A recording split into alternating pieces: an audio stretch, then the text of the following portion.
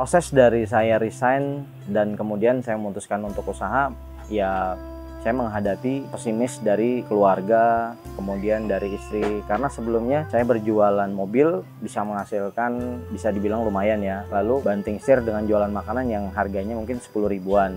Dari 2018 sampai 2023 ini, kami memiliki 4 cabang dan saat ini kami propose untuk online delivery di beberapa titik seperti Bintaro, Gading Serpong, Ampera Kemang, Cilandak, dan Pondok Indah. Dengan total keseluruhan kami memiliki 8 cabang saat ini yang berjalan. Kami mengalami kenaikan secara penjualan. In total rata-rata per cabang itu bisa mengantongi 40 juta penjualan dalam 1 bulan. Which is dengan 8 cabang ini secara total produksi kami memiliki omset kotor sekitar 400 jutaan. Assalamualaikum warahmatullahi wabarakatuh. Saya Santos, saya founder dari Raja Dimsum. Untuk saat ini Raja Dimsum punya rumah produksi di Sawangan, Jalan Haji Romli, Kedaung. Untuk saat ini saya sedang berada di area Car Free Day Pondok Cabe. Ini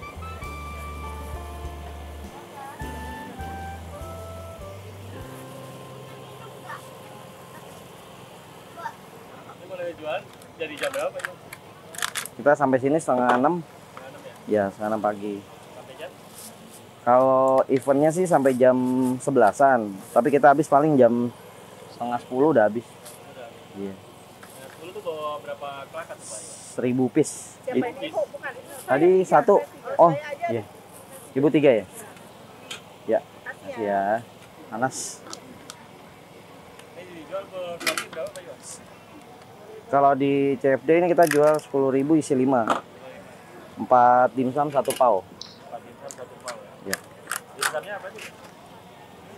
Dimsum ayam variannya ada topping wortel, beef, jamur sama itu kepiting.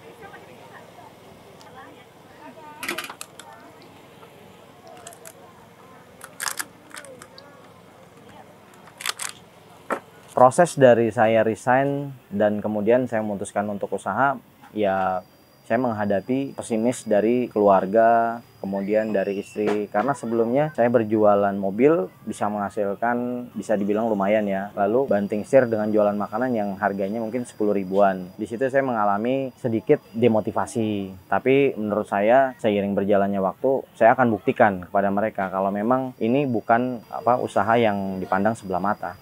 Yang keberapa Pak? Yang kelima. Yang kelima. Satu itu berapa dimsum Pak? 125. 125? Ya. Ini yang kelima? Yang kelima. Ini udah yang ke 600 piece. Ini lagi pada nunggu Pak Iwan ya? Iya. Lagi pada.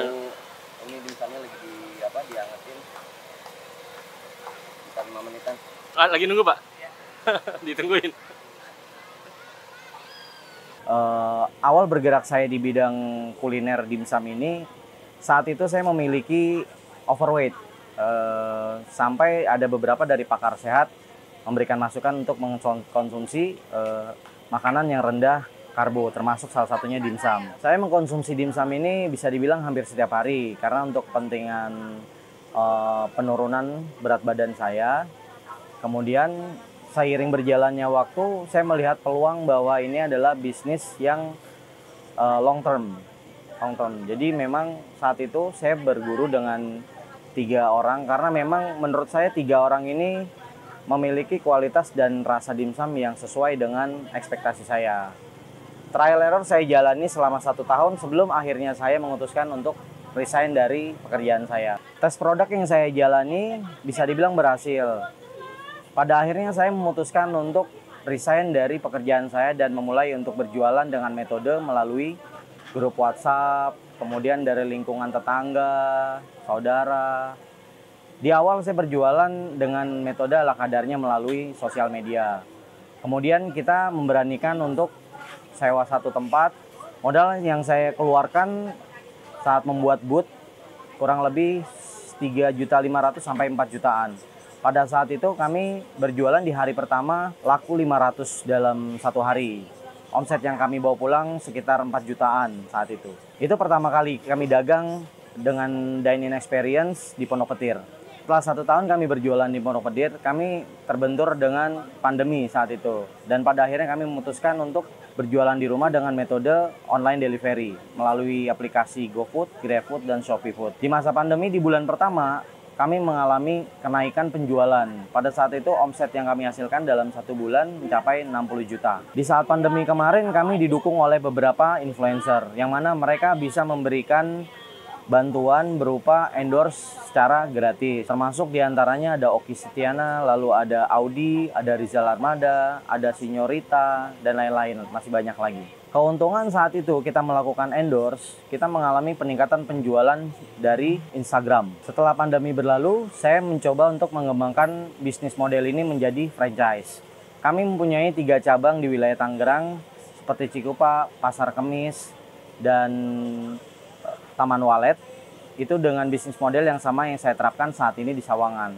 Dengan booth experience, kemudian online delivery. Dengan 3 aplikasi, GoFood, GrabFood, dan ShopeeFood. Dari 2018 sampai 2023 ini, kami memiliki 4 cabang. Dan saat ini kami propose untuk online delivery di beberapa titik seperti Bintaro, Gading Serpong, Ampera Kemang, Cilandak, dan Pondok Indah. Dengan total keseluruhan kami memiliki 8 cabang saat ini yang berjalan. Untuk 8 cabang yang berjalan saat ini, kami mengalami kenaikan secara penjualan. In total rata-rata per cabang itu bisa mengantongi 40 juta penjualan dalam 1 bulan.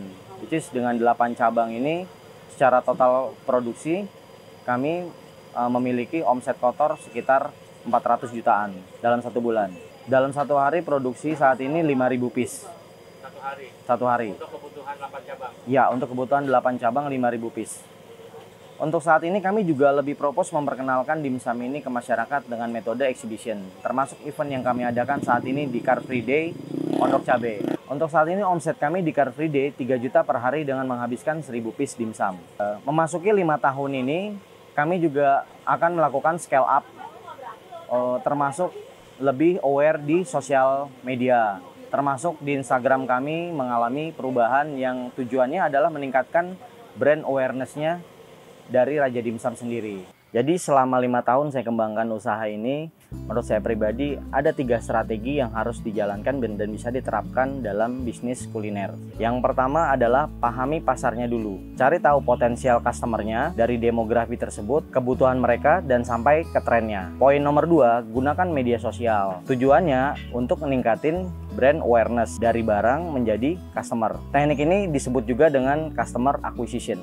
Dan poin terakhir, fokus kepada kualitas produk dan makanan yang kita produksi. Tujuannya adalah untuk mendapatkan customer retention atau repeat order dari terbiasa beli dengan kita. Sedikit tips untuk teman-teman yang ingin mulai berjualan di bidang kuliner.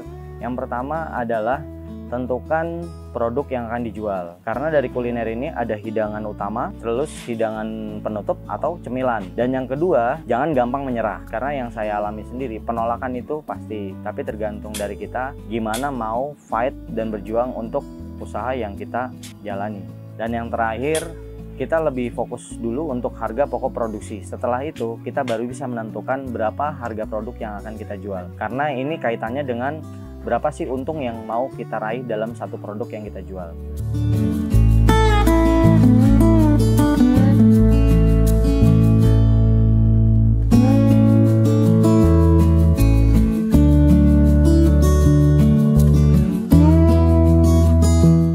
Harapannya untuk bisnis ini bisa memberikan brand valuasi yang baik selain profit margin yang besar untuk mitra kami. Ya, kalau boleh bermimpi, untuk saat ini kami ingin memiliki rumah produksi yang skala besar dan memiliki dine-in experience seperti Kentucky Fried Chicken dan McDonald dan lain-lain. Atau yang enggak, itu aja ya.